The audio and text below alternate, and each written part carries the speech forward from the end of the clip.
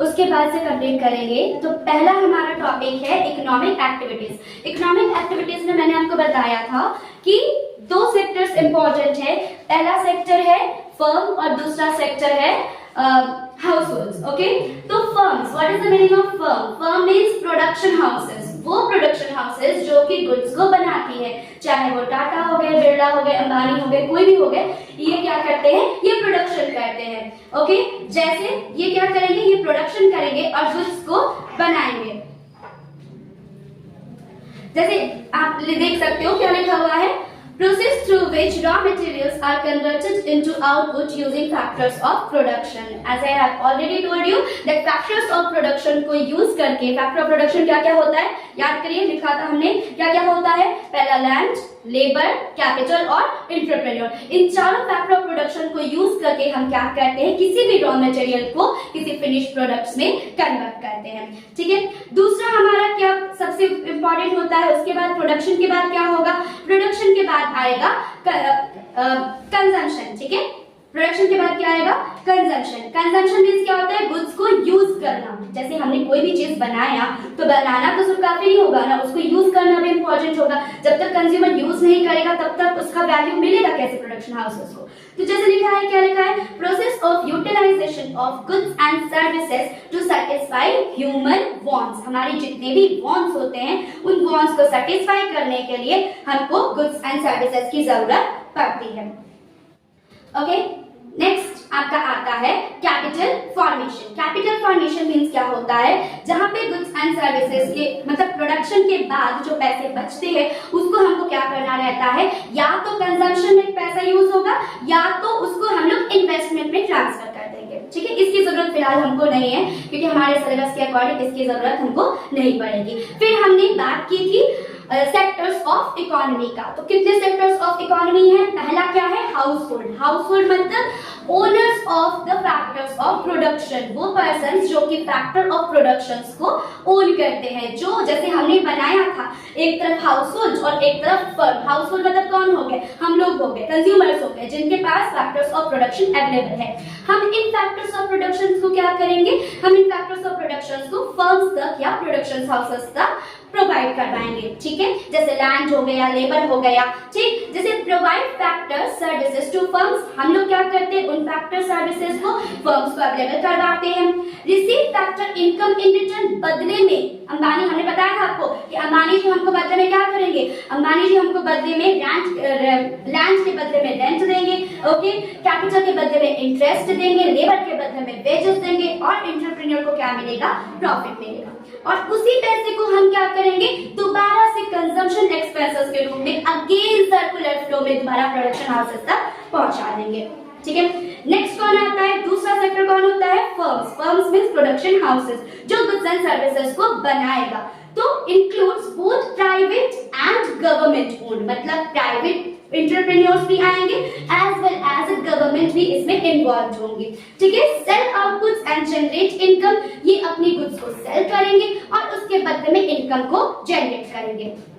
ठीक है, नेक्स्ट हमारा आता है गवर्नमेंट और रेस्ट ऑफ द वर्ल्ड, जो कि हमारे सिलेबस के अकॉर्डिंग रिलेटेड है। फिर भी आप इतना जान लीजिए कि गवर्नमेंट के अंदर चाहे वो स्टेट गवर्नमेंट हो, चाहे वो सेंट्रल गवर्नमेंट हो, ये सारी गवर्नमेंट इन्वॉल्व होती है। और रेस्ट ऑफ द वर्ल्ड का मतलब होता है हमारी कंट्री के नेशनल टेरिटरी के बाहर का एरिया। मतलब जब हम गुड्स को इंपोर्ट करेंगे किसी दूसरी कंट्री से या गुड्स को जब हम एक्सपोर्ट करेंगे किसी दूसरे कंट्री में। सोचिए हमको गुड्स बनाने हैं इंडिया में, ठीक है, लेकिन हमारे यहाँ पे कुछ अवेलेबल नहीं है रॉ मटेरियल्स, तो हम क्या करेंगे? उन रॉ मटेरियल्स को किसी दूसरे कंट्री से इंपोर्ट करेंगे। या हमने जब गुड्स को बना लिया, उन गुड्स को हमको क्या करना पड़ेगा? किसी दूसरे कंट्री में गुड्स को बेचना है, तो हम क्या करेंगे? गुड्स को एक्सपोर्ट करेंगे। तो ये एक्सपोर्ट और इंपोर्ट का जो पोर्शन आता है ये किसमें आ जाएगा? रेस्ट ऑफ द वर्ल्ड के अंदर आएगा। लेकिन हमको इन दोनों सेक्टर्स को क्या करना है? इग्नोर करना है।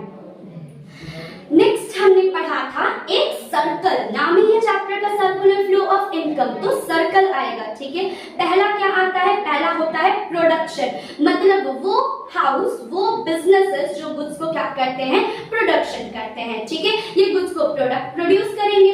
दूसरा कौन आएगा? अब उन्होंने गुड्स को प्रोड्यूस कर लिया तो वो गुड्स जाएंगे कहाँ? वो गुड्स कहीं ना कहीं तो उस गुड्स के बदले हम करेंगे क्या? गुड्स को प्रोडक्शन तो कर लिया, लेकिन प्रोडक्शन करने के लिए हमने फैक्टर्स ऑफ प्रोडक्शन को यूज किया। तो जहां से हमने लेबर लिया, रेंट, लैंड लिया, इंटरेस्ट लिया, एंटरप्रेन्योर लिया, इनको इनका पैसा तो देना पड़ेगा। जब हम उनको उनका पैसा देंगे तो इनकम का क्या होगा? डिस्ट्रीब्यूशन होगा, इनकम आगे लोगों में बटेगा। और जब लोगों को उनका इनकम मिल जाएगा, जब भी हमको पैसे मिलते हैं, हम उन पैसे का क्या करते हैं? हम उन पैसों को दोबारा से शॉप में जाते हैं और कोई चीज खरीद ले आते हैं, ठीक है, कुछ भी स्पेंड कर देते हैं। तो उन पैसों को हम क्या करते हैं? एक्सपेंडिचर कर देते हैं आगे। मतलब हमने गुड्स एंड सर्विसेज को परचेस कर लिया और उस गुड्स एंड सर्विसेज के बदले में हमने क्या करा? परचेस किया। और परचेस जब हम कर लेंगे तो पैसा दोबारा से किसके पास गया? कहां से गुड्स परचेस किया हमने? कहां से सर्विसेज लिया? हमने गुड्स एंड सर्विसेज किसी प्रोडक्शन हाउसेस से लिया है ना। तो दोबारा से जब हम गुड्स एंड सर्विसेज को परचेस करेंगे तो हमारा जो इनकम हमने जनरेट किया था वो इनकम दोबारा से कहां चला गया? वही सर्कल घूम के अगेन से प्रोडक्शन हाउसेस के पास पहुंच गया। ठीक है, हमने ये चीज अगेन पढ़ा था बहुत अच्छे से कि एक हमारा प्रोडक्शन मतलब एक हमारा प्रोडक्शन हाउस हो जाएगा, फर्म वाला एरिया, और दूसरा हमारा हाउस होल्ड हो जाएगा, कंजम्पशन मतलब हम लोग जो इन कंज्यूमर्स है। सबसे पहले क्या होगा? गुड्स एंड सर्विसेज रोटेट करेगा। सबसे पहले क्या होगा? Factors of services. Factor services क्या होगा? हाउस होल्ड प्रोवाइड करेंगे फर्म्स को। इन फैक्टर सर्विसेज के बदले में फर्म्स क्या करेंगे? फर्म्स हम कंज्यूमर्स को या हाउस होल्ड सेक्टर्स को उन फैक्टर्स का पेमेंट करेंगे। जैसे ही हमको पेमेंट मिल जाएगा हम उन पैसे का क्या करेंगे? अगेन से उन पैसों को खर्च करने निकल पाएंगे कंजम्पशन एक्सपेंडिचर के रूप में, और दोबारा से उन्हीं कंजम्पशन एक्सपेंडिचर के बदले में फर्म्स हमको गुड्स एंड सर्विसेज प्रोवाइड करेंगे। तो ये कंटिन्यू गोल गोल गोल गोल गोल गोल घूमता रहेगा। और हमने बात की थी कि एक जहां पे गुड्स एंड सर्विसेज फ्लो होती है वो कहलाता है रियल फ्लो, और जहां पे मनी फ्लो होता है वो क्या कहलाता है? Money flow. ठीक है, गुड्स एंड सर्विसेज मतलब रियल फ्लो, एकदम ध्यान दे दीजिए। गुड्स एंड सर्विसेज मतलब रियल फ्लो, और मनी मतलब क्या होता है आपका? Money flow. जहां पे भी मनी का फ्लो होगा वो क्या कहलाएगा? मनी फ्लो कहलाएगा। ठीक है, नेक्स्ट हमको जानना है इनका डिफरेंस क्या होता है, ये रियल फ्लो और मनी फ्लो के बीच में क्या डिफरेंस होता है। एक बात सबसे इंपॉर्टेंट चीज होती है कि रियल फ्लो को हम लोग फिजिकल फ्लो भी कहते हैं और मनी फ्लो को हम लोग नॉमिनल फ्लो भी कहते हैं। ये नाम हमको याद रखना है क्योंकि एग्जाम्स में कभी कभी रियल फ्लो और मनी फ्लो का डिफरेंस आता है, पूछा जाता है कि क्या डिफरेंस होता है। ठीक है, तो जैसा अगर हम लोग रीड करेंगे तो लिखा हुआ है क्या है? Real flow of goods and services between different sectors of the economy. Different sectors of the economy में goods and services का flow होगा। Money flow क्या होता है? Flow of money between different sector of economy. Flow of money. Real flow में goods and services rotate करेगा, money flow में money rotate करेगा। ठीक, real flow को हम लोग क्या कहेंगे? Real flow को हम लोग कहेंगे physical flow, और money flow को क्या कहेंगे? Money flow को हम लोग कहेंगे nominal flow. Okay, real flow, there is a concept of supply of goods and services firm to households and factor services from household to firm. मतलब कि वही सेम चीज, हम हाउस होल्ड से सारी गुड्स एंड सर्विसेज कहाँ rotate होंगे? ये सारी चीजें कहाँ चलेंगे? फर्म में, और फर्म फैक्टर पेमेंट के रूप में पैसा हमको दोबारा रिटर्न कर दिया। ठीक है, और मनी फ्लो में क्या होगा? मनी फ्लो में इनकम मतलब पैसा फ्लो करेगा। हमने बात की थी फैक्टर पेमेंट की और कंजम्पशन एक्सपेंडिचर के रूप में जहाँ पे पैसे फ्लो होते हैं। Okay, there is difficulty in exchanging of goods and services. हाँ देखिए, गुड्स एंड सर्विसेज के केस में जहाँ पे हम रियल फ्लो की बात करते हैं तो रियल फ्लो में गुड्स एंड सर्विसेज एक्सचेंज होता है। अब गुड्स एंड सर्विसेज के आपको याद होगा हमने कॉन्सेप्ट पढ़ा था, that is barter system. Okay, barter system में क्या होता था? गुड्स के बदले में गुड्स, मतलब सोचिए मेरे पास गेहूं है, आपके पास चावल है, तो आपने मुझको चावल दे दिया, मैंने आपको क्या करा? गेहूं दे दिया। अब सपोज कि मेरे पास गेहूं है, ओके, आपके पास गोल्ड है। ठीक, मैंने आपको 1 किलो गेहूं दिया, आप क्या मुझे 1 किलो गोल्ड दोगे? आप कहोगे मैम यहाँ तो आपने हमको लूट लिया, 1 किलो चावल के बदले में 1 किलो गेहूं के बदले में आप 1 किलो गोल्ड मांग रही हैं। तो बहुत सारी प्रॉब्लम्स क्रिएट होती है बार्टर सिस्टम में, लेकिन मनी में तो ये प्रॉब्लम है ही नहीं। 1 किलो गेहूं का जो भी प्राइस यहाँ पे है वही प्राइस दूसरी जगह पे है, तो मनी में कोई प्रॉब्लम्स क्रिएट नहीं होती है। ठीक है, तो बार्टर सिस्टम के प्रॉब्लम्स मनी फ्लो में क्रिएट नहीं होंगे। ठीक है, नेक्स्ट हमारी दो जॉब, देखिए ये 3 सेक्टर मॉडल मैंने बनाया है, लेकिन 3 सेक्टर हालांकि हमारे सिलेबस के अकॉर्डिंग नहीं है। हमने इसको बनाया है सिर्फ दो टर्म्स को आपको समझाने के लिए, दैट इज लीकेज और इंजेक्शन। ओके, अब आप कहोगे कि मैम लीकेज मतलब क्या होता है, कोई भी चीज जब लीक कर जाती है। ओके, इंजेक्शन कहेंगे मैम आप इसमें बायोलॉजी घुसा रही है, इंजेक्शन कहां से आ गया, ठीक है। तो यहाँ पे इंजेक्शन का मतलब वो है मेडिसिन वाला इंजेक्शन नहीं होता, या लीकेज का मतलब किसी चीज का लीक करना नहीं होता। लीकेज मतलब क्या है, जब हमारे सर्कल से, इस सर्कुलर फ्लो के सर्कल से जब मनी बाहर निकल जाए। मतलब सोचिए हाउस होल्ड के पास जो पैसा रखा है, उसने उस पैसे को कंजम्पशन के रूप में स्पेंड नहीं किया, उसने उस पैसे का क्या किया, उसने कंज्यूम करने के साथ साथ थोड़ा सा पैसा सेव कर लिया। मतलब सर्कल से पैसा बाहर निकल गया ना। क्या रूल था कि जितना भी पैसा है वो पूरा सर्कुलेट करेगा, प्रोडक्शन हाउसेस तक जाएगा। लेकिन यहाँ तो पैसा सर्कुलेट किया नहीं, हमने थोड़ा सा पैसा एक्सपेंड कर दिया, थोड़ा सा पैसा क्या कर लिया अपने पास, सेव करके रख लिया, ठीक है। तो यहाँ पे सेविंग अगर हो जाती है, ठीक है, या इन्वेस्टमेंट हो जाती है, तो ये क्या कहलाएगा, लीकेज कहलाएगा। दूसरा चीज क्या है, इंजेक्शन डॉक्टरों वाला इंजेक्शन बिल्कुल नहीं है। यहाँ पे इंजेक्शन का क्या मतलब है कि इस सर्कल के अंदर, ठीक है, हाउस होल्ड और फर्म के सर्कल के अंदर अगर कहीं से भी पैसा इस सर्कल के अंदर आ रहा है, कैसे आएगा, हो सकता है कि गवर्नमेंट ने कुछ सब्सिडीज प्रोवाइड करवा दी, या गवर्नमेंट ने कुछ इन्वेस्टमेंट करवा दिया प्रोडक्शन हाउसेस, या फिर हमारे प्रोडक्शन हाउसेस ने पैसे लोन ले लिए रेस्ट ऑफ द वर्ल्ड से, ठीक है। तो अगर पैसे कहीं से भी इस सर्कुलर के फ्लो के अंदर आता है तो वो क्या हो जाएगा, वो हो जाएगा इंजेक्शन, ठीक है। हमको बस ये टर्म्स जानने हैं कि लीकेज और इंजेक्शंस क्या होते हैं, ठीक है। तो लीकेज क्या होता है, leakage means withdrawal from the flow. Withdrawal, अगर इस सर्कल से पैसा बाहर निकल रहा है, बाहर जा रहा है, तो विथड्रॉ हो रहा है, तो क्या कहलाएगा, लीकेज कहलाएगा।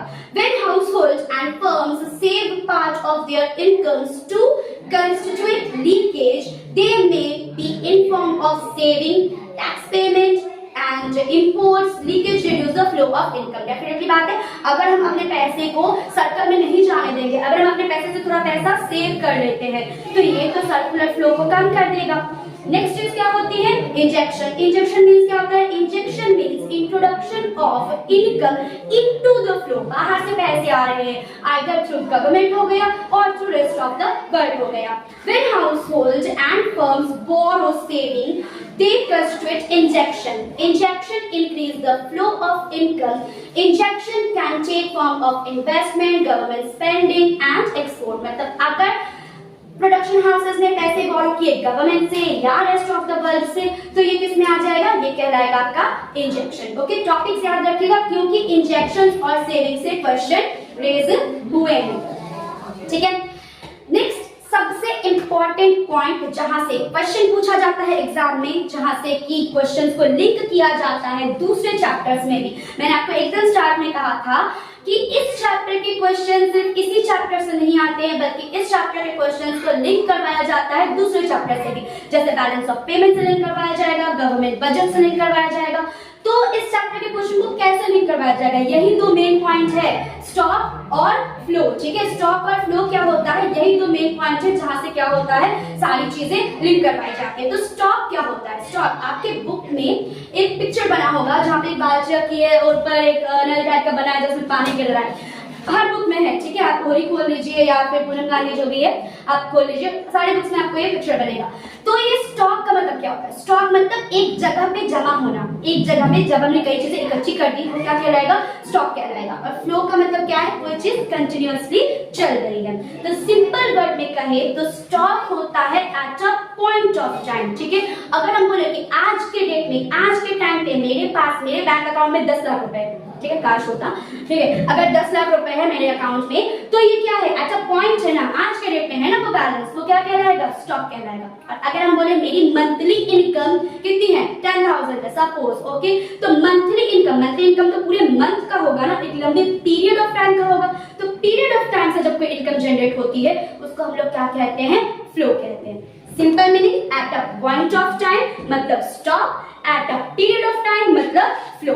ओके, तो फ्लो और स्टॉक से सबसे ज्यादा क्वेश्चंस पूछे जाएंगे। जैसे आपने बैलेंस शीट बनाया होगा क्लास 11th में, बैलेंस शीट में आप लोग लिखते होंगे, जब हम लोग बैलेंस शीट क्रिएट करते थे, बैलेंस शीट में हम लोग लिखते थे बैलेंस शीट एज ऑन क्या लिखते थे, 31 मार्च, जो अभी ईयर आपका हो गया, ठीक है। तो एज मतलब क्या है, 31 मार्च को मेरी इतनी एसेट्स है या 31 मार्च को मेरी इतनी लायबिलिटीज है। ओके, एक दिन पे eight a point of time, ठीक है। तो क्वेश्चन जैसे पूछता है वेल्थ, वेल्थ कैसा कॉन्सेप्ट है, सिंपल बात है, wealth, wealth means assets, assets कब होगा, at the point of time होगा, पॉइंट ऑफ टाइम मतलब स्टॉक कॉन्सेप्ट, ओके। और जब हम लोग पीएल बनाते थे, प्रॉफिट एंड लॉस बनाते थे, तो प्रॉफिट एंड लॉस में लिखते थे for the year ending, for the year ending मतलब क्या है कि पूरे साल खत्म होने के बाद या पूरा साल, तो प्रॉफिट हम कमाएंगे, प्रॉफिट पूरे साल का होगा ना, या इनकम हम कमाएंगे या लॉस भी हो जाएगा, वो तो पूरे साल का होगा। जहां पे पीरियड ऑफ टाइम की बात करेंगे तो पीरियड ऑफ टाइम मतलब क्या हो जाएगा, अगेन से हमारा फ्लो कॉन्सेप्ट, ठीक है। तो क्वेश्चन पूछता है आपके एग्जाम में कि